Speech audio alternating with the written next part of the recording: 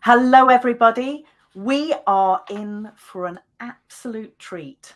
We've been having a warm up here prior to broadcasting, and I'm absolutely delighted to have Mette Johansson, who is here from Singapore, here on your screen. So thank you so much for coming on, which I know is your evening.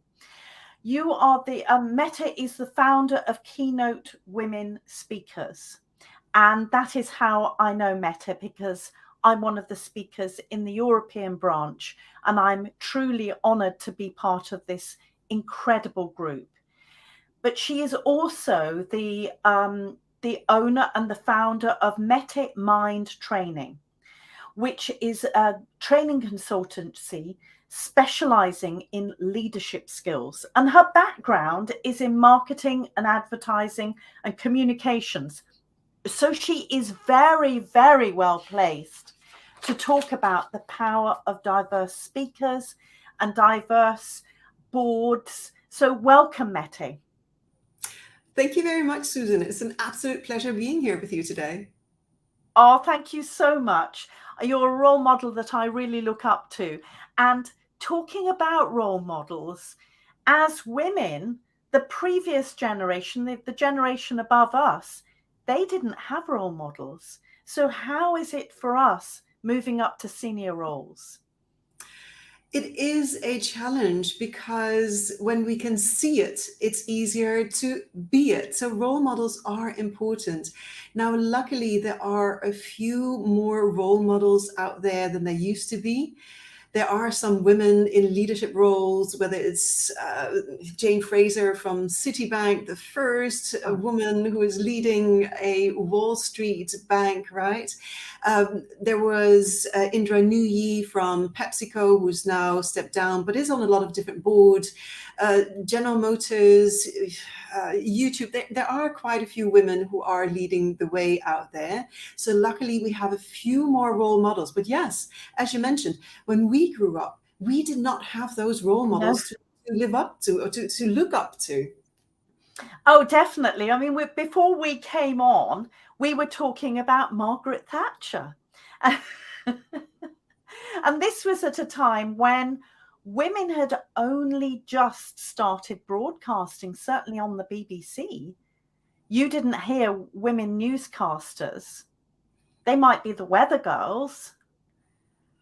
So things have really changed. Absolutely. I believe it was in the 70s where the BBC still said that, women's voices are not suitable to be broadcast, right? I mean, this is quite shocking that this is half a century ago where women were not deemed suitable to go on radio and TV. Shocking. Absolutely shocking. And given that in the Second World War, women were the ones that were sending information via radio because their voices were more audible, being higher pitched. Suddenly that was Absolutely. forgotten. Yeah. And regarding Margaret Thatcher, what you just said, when we grew up, the female leaders that you and I could look up to, Susan, they were the ones like Margaret Thatcher, and we didn't really want to be like Margaret No. Thatcher. So it was difficult finding out, who am I as a leader? How am I going to develop myself into leadership or a visible personality in one way or the other? And you know, thinking about education, certainly it was 1987. So that was at a time when I was still studying in one of the Cambridge colleges. I never know if it's Magdalen or Magdalen College. They said they were going to accept women. And there were male students that were going around the streets of Cambridge with protesting against that. And the same with St. John's College. I can't remember when they took in women, but there is still paint on some of the doors where people protested because they felt that women should not be in those colleges, should not have parity with male students.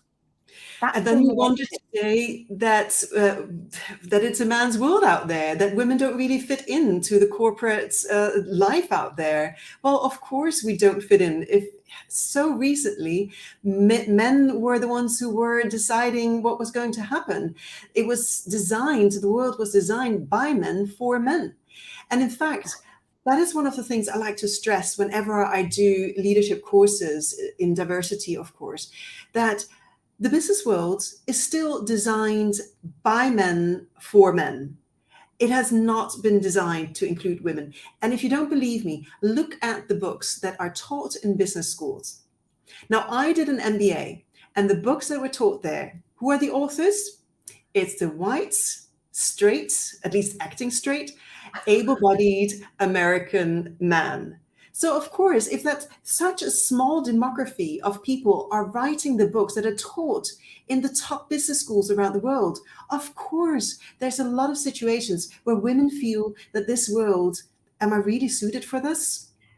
That's a really, really good point. And certainly in the last couple of weeks, I've been doing lots of talks about break the bias for International Women's Day. And one question that I had from a chap was that he was very aware in his organization, the board was recruiting, he calls it a token woman. And he was very concerned that she would not be up to the job. What is your opinion on that?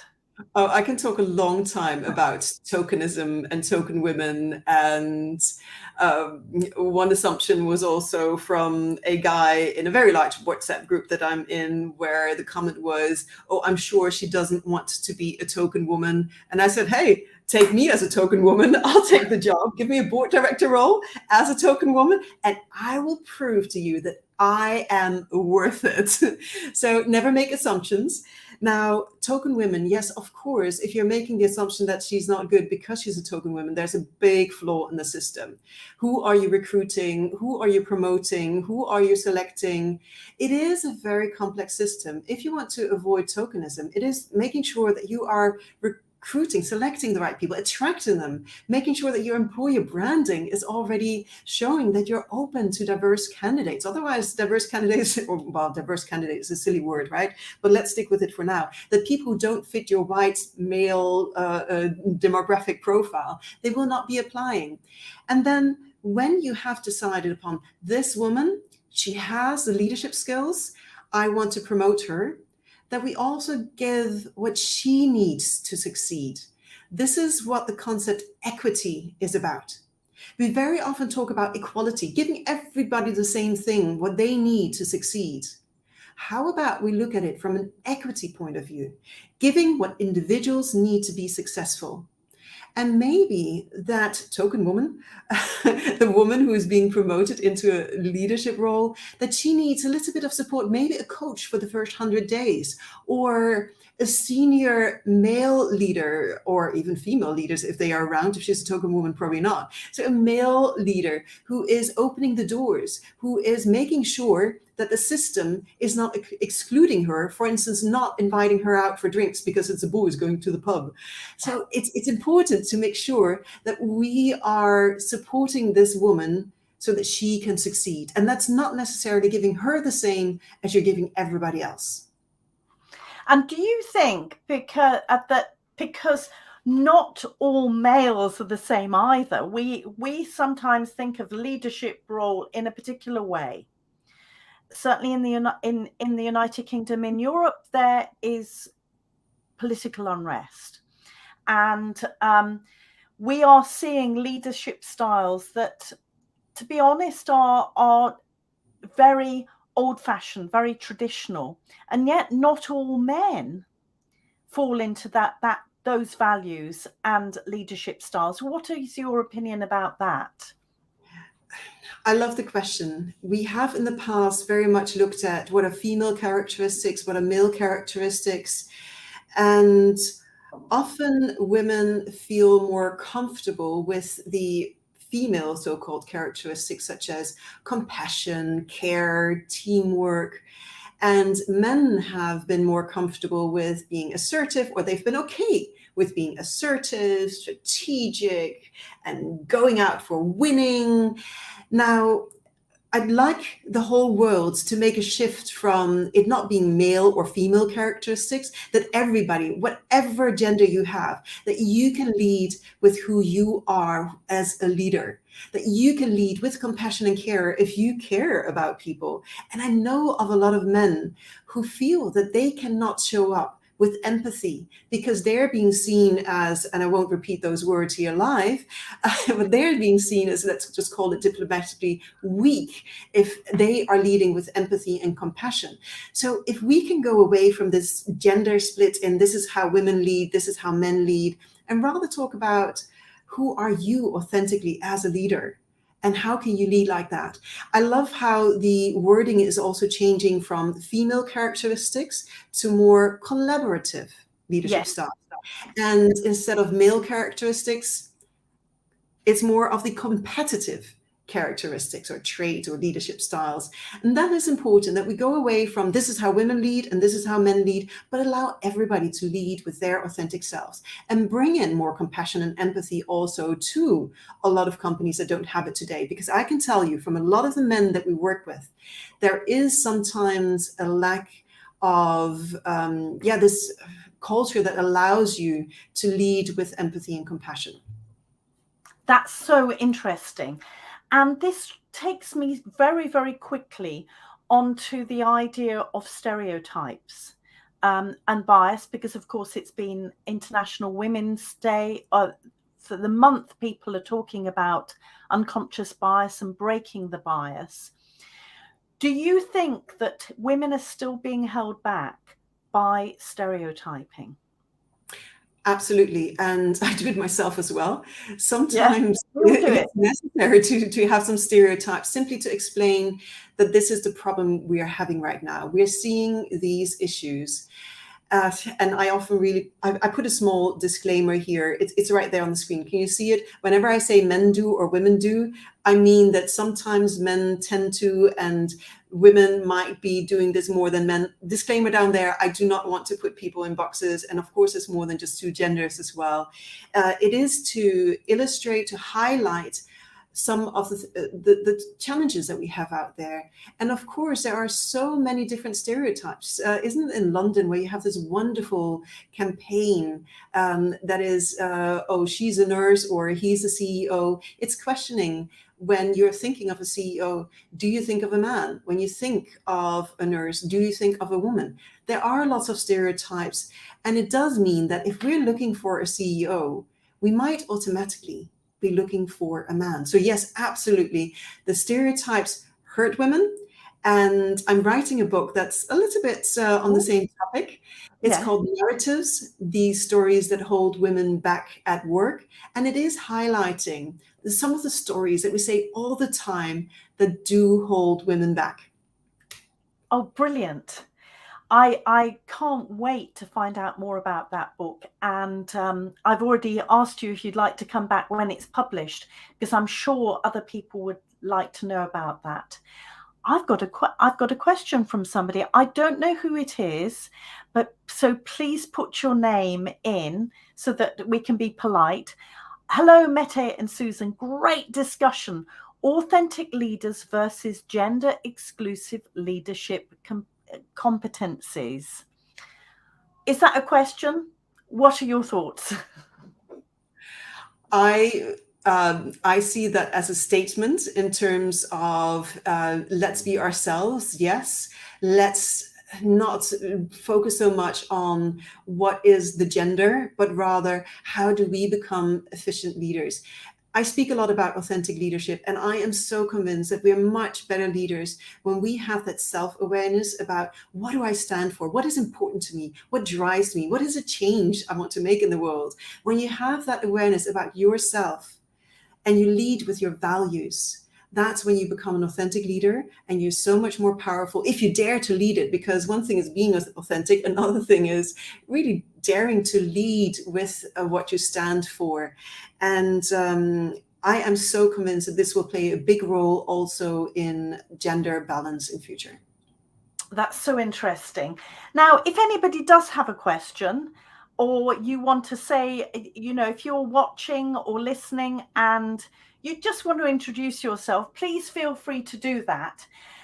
Now, one of the reasons why we originally met was because you founded Keynote Women Speakers, and I'm very honoured to be one of the speakers that is on there. And tell me something about the Keynote Women Speakers, why you founded it. It is a non-profit organization, and we are on a mission to bring more diversity to speaking stages, because that is still so much needed. Now, of course, for the past week or 10 days, loads of women have been speaking because it was International Women's Day. We want women to be speaking all year round, and we don't want women to be paid nothing or peanuts around International Women's Day, to be empowering women. And then for the rest of the year for men then to go out and be paid $15,000 or $25,000 to speak. We want women to go out there and speak on an equal footing to men, because there are loads of inspirational thought leaders who happen to be not male as well out there. So we want to bring that diversity to speaking stages. That's so interesting, because obviously I've been quite busy in the last few weeks with speaking for International Women's Day. I've got paid well for a number of engagements. However, there have been one or two organizations, some household names, that have not had a budget. And I go no further with those conversations. What are your thoughts about that? Or is that a pattern you see? A lot of companies still have no budget for diversity and inclusion. That means that around International Women's Day, companies are inviting women to speak, to empower women, and they are disempowering the women that they're inviting to speak. And that just isn't right to me. That just isn't right. So I also sometimes politely decline, but usually I educate. Usually and when I'm in one of my foul moods, I'm slightly less diplomatic about it. Like, for instance, one company that invited me to speak for free.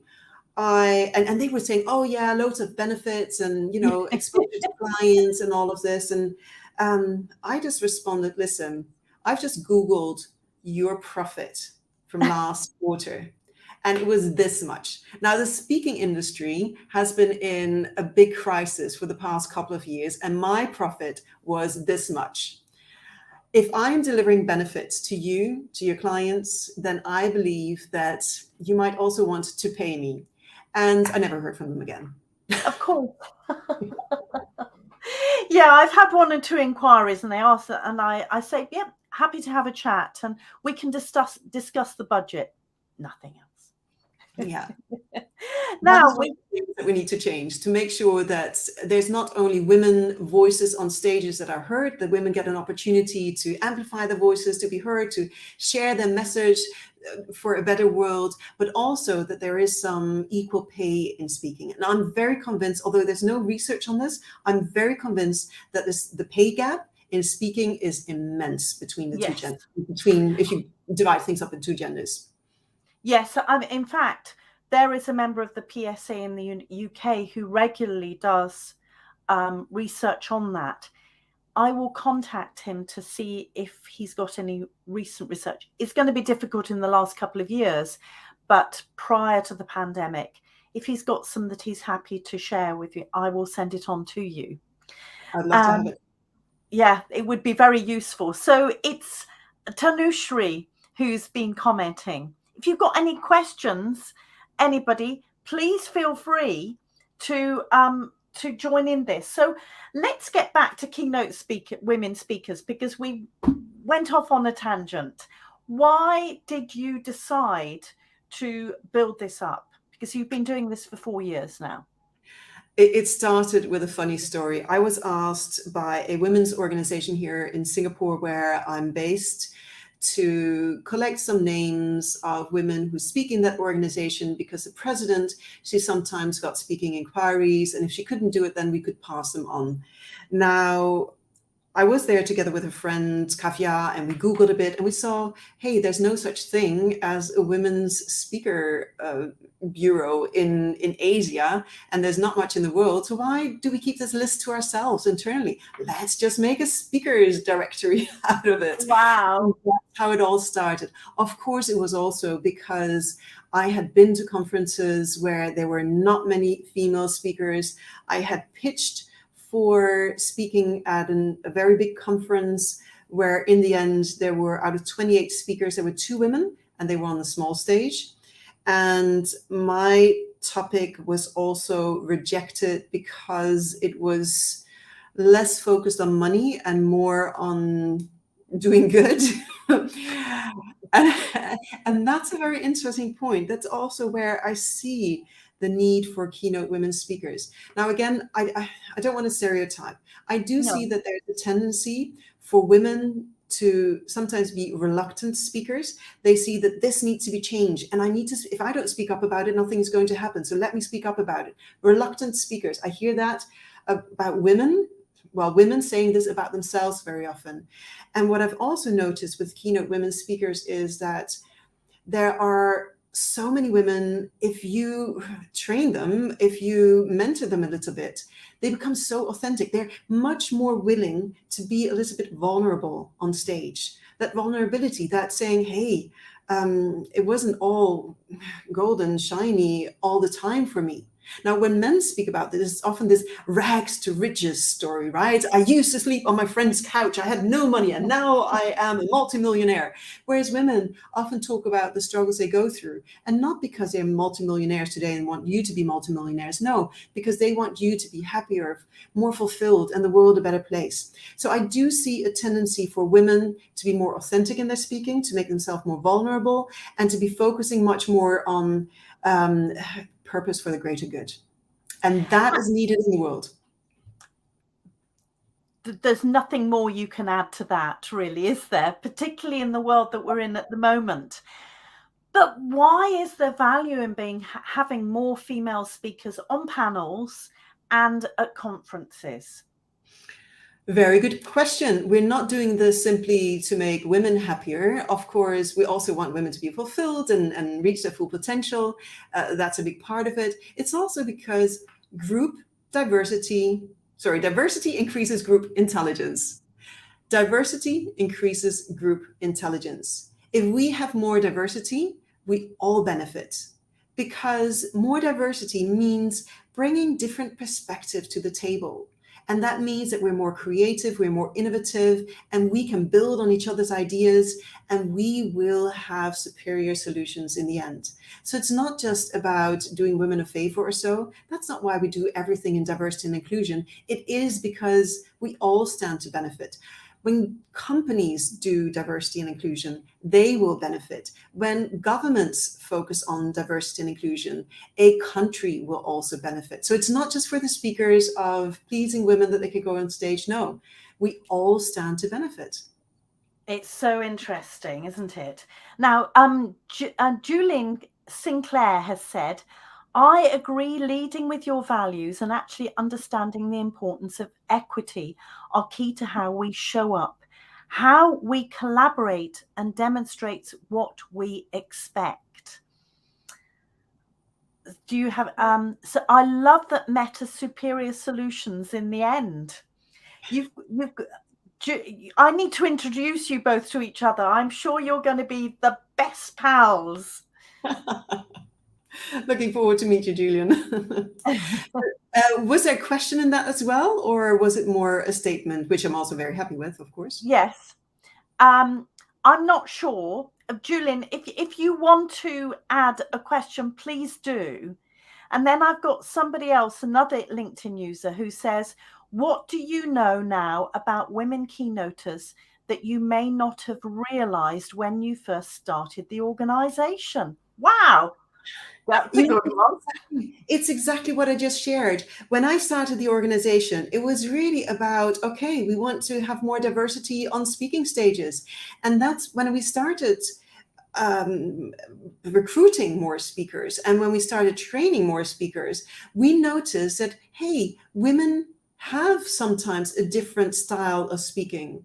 Now, I went to one of the speaker conventions, and that was right after I had started Keynote Women Speakers. And there was this one guy, he was doing, I don't know, he was doing handstand on the podium, and he was juggling swords, and I don't know, had fire on stage and what have you. And at some point of time, he stopped talking to the audience, went over to the camera. Oh, hang on, can you please shift the camera a little bit, right? And I was like, you're speaking to a group of people here. Why are you focusing on that camera? I mean, that is such, and the room was with 400 and something people in there.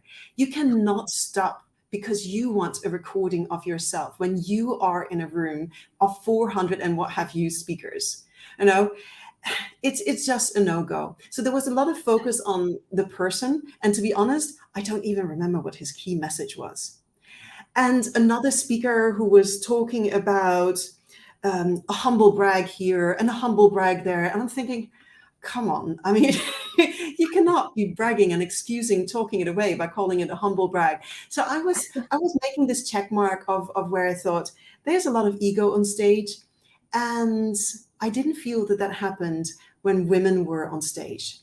So that is one thing that there is probably some testosterone that helps, where men have a little bit more of it, where it helps you go on stage and you like your ego boosted, where there are more women who go out there and make themselves vulnerable and become inspirational because of it. And that is beautiful to see, isn't it? And people listening, I'm sure you've experienced that too. But before we finish, can you let us know a little bit more about Keynote Women Speakers? I know there are a couple of people on here who might be interested in finding out more about the training or to be considered to go on the platform. Absolutely. Keynotewomen.com. There is an application form to join us.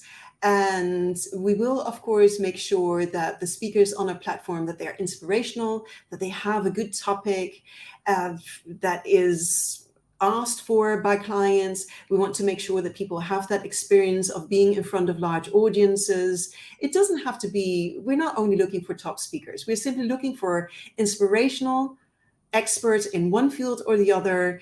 And it doesn't matter what field. We need speakers, we need diverse speakers in any topic area, even education. When you go to education conferences, there's still a very big number of men. I wouldn't say majority. I was about to say majority. That's why I stumbled. There's still a very large number of men who are speaking. In comparison, if you see how many educators there are, which is, I don't know, vast majority, that's not reflected on the conferences. So yes, we need speakers in leadership, in well-being, in education, in adventure, in AI, in what have you, all the topics out there for sure. So apply with us if you want to be listed. We're not that difficult. We're a nonprofit organization, and we simply want to empower all women, make sure that women have voices that are heard. So join us. We're a nice group of people, right, Susan? Absolutely. I'm in the EMEA branch, and we've got a lovely little community. There was one lady who was up to be the Lord Mayor of the local city, and she was messaging us via WhatsApp during the vote. She didn't get it, but you know, she was there. She was on the ballot thing, and it was very exciting. And to see other people grow and to share their successes has been a really inspirational part of my journey. I also want to make the plug, of course, for the training program. We do have training programs that are, we want to make more virtual training programs as well. In Singapore, we run them very, very regularly in person. And going forward, we will have more virtual as well training. So for those of you who aspire to become motivational public speakers or simply better at speaking at the office, Do also follow us on our social media, on LinkedIn, Keynote Women Speakers. We'll announce any new intakes for our training programs. And of course, if you are in a company that has speaking events, that is hiring speakers, please also do keep us in mind. I'm sure we can deliver on whatever topic it is that your company is speaking about. We will have the right inspirational thought leader to rock your events. Absolutely brilliant. Are there any other questions from people watching? Julene says, great discussion, Susan and Mette. So exciting and encouraging for future inspirational speakers. Thank you so much. We've had some lovely comments today.